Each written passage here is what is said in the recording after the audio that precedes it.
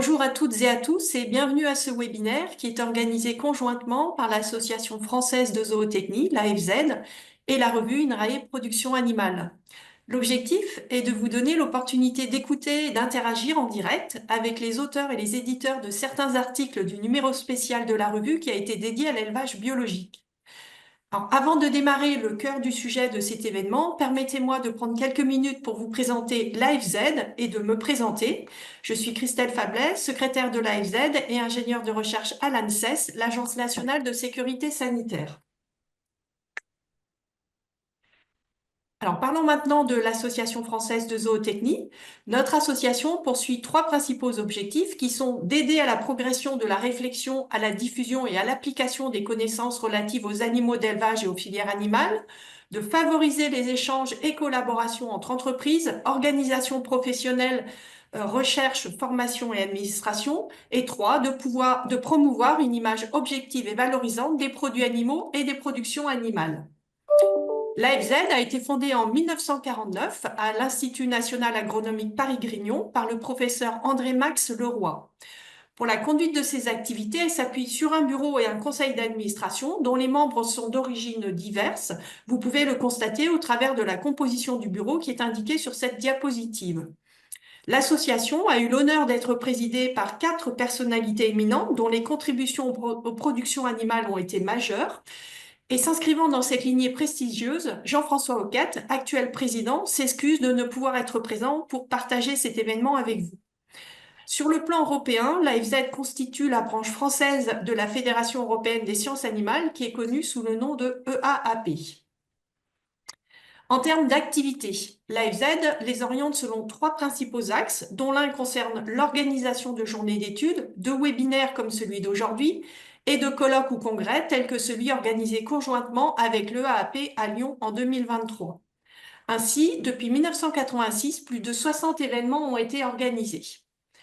L'AFZ apporte également un soutien à la formation et à la recherche, et dans ce cadre, l'association récompense chaque année une thèse de doctorat sur les productions animales, thèse qui a été soutenue dans une université française. Le prix de 1 000 € permet aux lauréats de présenter ses travaux au congrès de l'EAP, et les jeunes chercheurs qui se sont particulièrement démarqués lors du concours sont mis à l'honneur au cours d'un webinaire qui leur est spécifiquement dédié. Enfin, le troisième pilier de nos activités consiste en des travaux d'ingénierie et d'études. Et l'activité d'ingénierie et d'études est menée par 2 ingénieurs qui sont Valérie Euzet et Jules Trane, dont vous voyez les photos ici. Et les travaux peuvent être groupés en 3 principaux volets qui consistent à gérer et diffuser des informations scientifiques et techniques, notamment en alimentation animale via la banque de données de l'alimentation animale, de développer pour ses partenaires des outils informatiques d'aide à la décision et des sites Internet, et de participer à des projets de recherche et développement à la fois nationaux et internationaux et à rédiger des articles techniques et scientifiques. Alors, des exemples de ces activités comme Feedables, Feedipedia et Valorage sont illustrés sur cette diapositive. Et si vous voulez en savoir plus, à la fois sur les produits et outils de l'AFZ, n'hésitez pas à consulter notre site et à solliciter Valérie et Gilles si vous avez un projet ou des questions. De plus, Valérie et Gilles apportent leur soutien pour le montage, l'organisation et les promotions d'événements de l'AFZ comme celui d'aujourd'hui, et je les en remercie au cours de ce webinaire. Nous en venons maintenant au cœur de ce webinaire qui vous propose de dresser un panorama de la situation actuelle de l'élevage biologique et de ses perspectives pour l'avenir. Donc ceci au travers de 6 interventions et d'une table ronde. Vous aurez donc un programme riche et je remercie tous les intervenants pour le temps qu'ils ont consacré à préparer les interventions et d'avoir accepté d'échanger leurs travaux de recherche au cours de ce webinaire. Et je remercie également au titre de l'AFZ les éditeurs de la revue INRAE Production Animale. Alors, sans plus tarder, je passe maintenant la parole au co-organisateur de cet événement, et en particulier à René Beaumont. Et je vous remercie toutes et tous pour votre participation. Je vous souhaite un excellent et enrichissant webinaire et merci pour votre écoute. J'arrête le partage et je vous passe la parole. Monsieur Beaumont. Très bien, écoutez, merci Christelle. Bonjour à tous. Donc, je suis René Beaumont, je suis directeur de recherche à INRAE. Je suis basé dans l'unité mixte de recherche sur les herbivores sur le centre de Clermont-Ferrand. et je suis l'éditeur en chef de la revue INRAE Production Animale. Et comme vous voyez sur la diapositive, nous avons aussi une assistante de rédaction qui s'appelle Aline Lemorvan. Vous avez l'adresse du site web et si vous avez des questions à poser, nous avons aussi une adresse mail spécifique. Alors, quelques mots pour présenter la revue. La revue est éditée par INRAE pour diffuser sous forme d'articles de synthèse scientifique des connaissances et des résultats de recherche avec leurs applications possibles dans tous les domaines de l'élevage et des productions animales et pour toutes les espèces d'intérêt zootechnique. La revue est donc éditée par INRAE, mais ce n'est pas exclusivement réservé à des auteurs INRAE.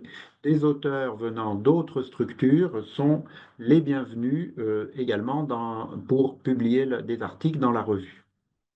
La revue s'adresse à un public large, la recherche et le développement agricole, les enseignants et les étudiants à différents niveaux de formation, les professionnels de l'élevage et l'ensemble des porteurs d'enjeux autour de l'élevage, les pouvoirs publics, les organisations non gouvernementales, etc.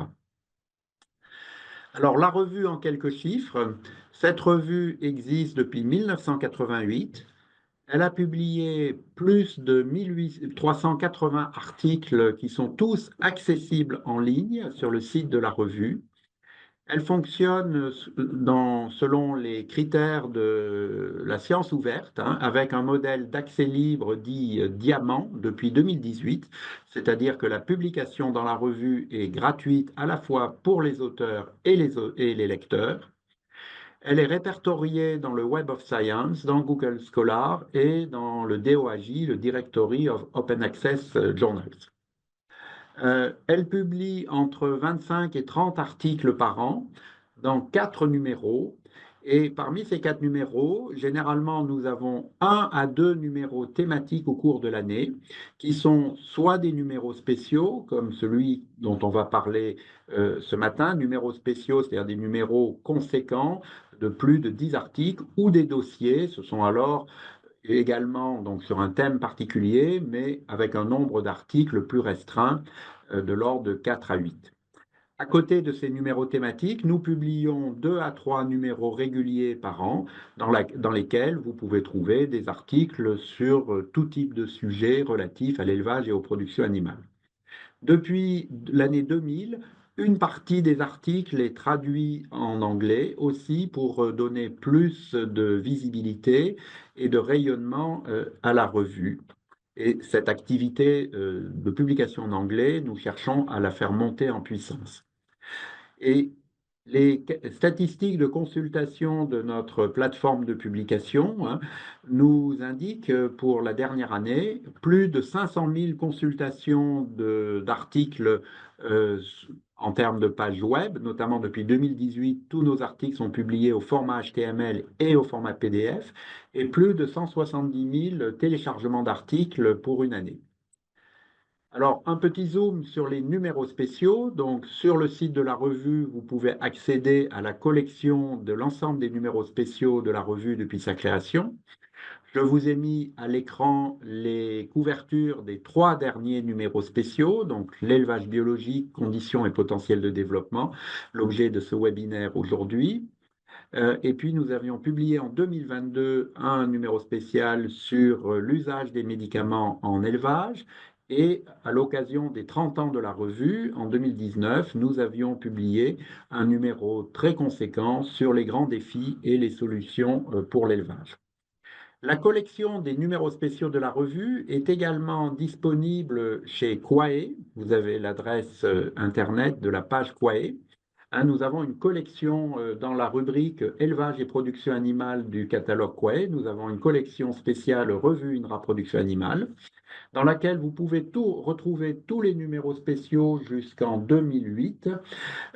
Alors, soit pour les plus anciens sous format papier exclusivement, et pour les plus récents, sous format papier ou sous format e-book qui, à ce moment-là, sont en accès libre, hein, dans la rubrique qu'on appelle Quae Open. Je vous remercie pour votre attention et je passe la parole à Françoise Médal qui a coordonné l'édition de ce numéro spécial sur l'élevage biologique pour vous le présenter et introduire le webinaire. Très bien. Merci. Donc, bonjour à toutes et à tous. Merci Christelle et merci René pour ces introductions. Donc, je suis Françoise Médal, directrice de recherche INRAE, récemment à la retraite, mais c'est au titre de la direction du métaprogramme Métabio sur le changement d'échelle de l'agriculture biologique que j'ai coordonné avec Servan Panverne et Nathalie Bareil ce numéro spécial d'INRAE Production Animale consacré à l'élevage bio. On a intitulé Conditions et potentiel de développement. Et donc, j'en profite aussi pour remercier René Beaumont, Pascal Béraud, Irène Gabriel et Aline Lemorvan qui nous ont très activement soutenus dans la réalisation de ce numéro spécial. Donc, ce numéro spécial, je vous l'ai dit, il s'inscrit dans les actions du métaprogramme INRAE Métabio sur le changement d'échelle de l'agriculture biologique qui concerne l'ensemble du système agroalimentaire et aborde les différents enjeux environnementaux, sanitaires, sociétaux, techniques, économiques et de politique publique. Donc, on a essayé de faire en sorte que ce numéro dédié à l'aspect élevage répondent aussi à cet objectif et abordent les différents enjeux. Ce numéro, il intervient 15 ans après le numéro précédent dédié à l'élevage bio. Et donc, l'ambition, c'était de faire un point sur les défis scientifiques, techniques, économiques et organisationnels, ainsi que sur les pistes de solutions que la recherche peut proposer. Il se compose d'un avant-propos dans lequel on a essayé de synthétiser très brièvement les principales évolutions de la réglementation, de la production, de la consommation, des politiques publiques et de l'organisation de la recherche. Il inclut notamment une carte des différentes installations expérimentales INRAE qui sont conduites en agriculture biologique. Et puis ensuite, il y a dans ce numéro spécial 13 articles qui ont mobilisé 80 contributeurs d'INRAE, mais aussi de l'enseignement supérieur agronomique et vétérinaire, des instituts techniques, de l'agence bio, du FIBEL, et on a mobilisé aussi de très nombreux relecteurs. Donc, évidemment, vu le nombre, je ne peux pas citer chacun et chacune de ces contributeurs et relecteurs, mais je les en remercie au nom du comité de pilotage de ce numéro. Alors, un petit peu de détails sur ce que vous trouverez dans ce numéro spécial, dont normalement le lien doit s'afficher dans le chat. Merci Servan. Donc, il y a d'abord 3 articles généraux. Un sur la réglementation en vigueur, puisque la réglementation a évolué notamment en 2020 et elle est rentrée en vigueur en 2022. Donc, les dernières évolutions sont indiquées dans cet article de synthèse qui essaye de faire un digeste de la réglementation. Ensuite, il y a un panorama sur les évolutions des productions animales bio et ensuite un panorama du marché et de la consommation. Donc, sur cette diapo, j'ai mis en bleu les thématiques qui vont vous être présentées à l'oral, puisque nous avons dû faire des choix. Nous ne pouvions pas, évidemment, présenter les 13 articles, même si on aurait été ravis de le faire. Ensuite, il y a 3 articles sur les défis de certaines filières animales bio qui donc vous seront présentés à l'oral sur bovins laitiers, production porcine, et puis le 3e article est sur les poulets en plein air. Et enfin, 6 articles qui sont communs en fait aux différentes filières et qui sont consacrés aux freins au développement, mais surtout aux leviers pour lever ces freins dans les différentes productions animales bio. Donc les leviers génétiques, l'aspect reproduction sans hormones, l'agroforesterie qui vous sera présentée à l'oral par Martin et Geoffrey, les relations entre vétérinaires et éleveurs dans la gestion de la santé des animaux élevés en agriculture biologique, qualité et authentification des produits animaux bio et enfin mise en marché des produits animaux. Et puis ce numéro se termine par une vision prospective de la place de l'élevage dans le développement de l'agriculture biologique qui sera exposé par Marc Benoît dans quelques minutes. Voilà, donc voilà un peu le numéro spécial, en espérant que pour celles et ceux qui ne l'ont pas encore consulté, ça vous donnera envie d'aller voir son contenu, au-delà des points qui vont vous être exposés. Donc sans plus tarder, je vais donner la parole à nos orateurs et oratrices en les remerciant sincèrement de nouveau de participer à ce webinaire. Nous allons commencer par un exposé de Vincent Châtelier sur l'évolution du marché des produits bio, à la fois la production et la consommation. Puis ensuite, nous aurons trois présentations flash de 5 minutes sur les contraintes et les leviers de développement de trois filières, donc bovin, lait, porc et poulet de chair.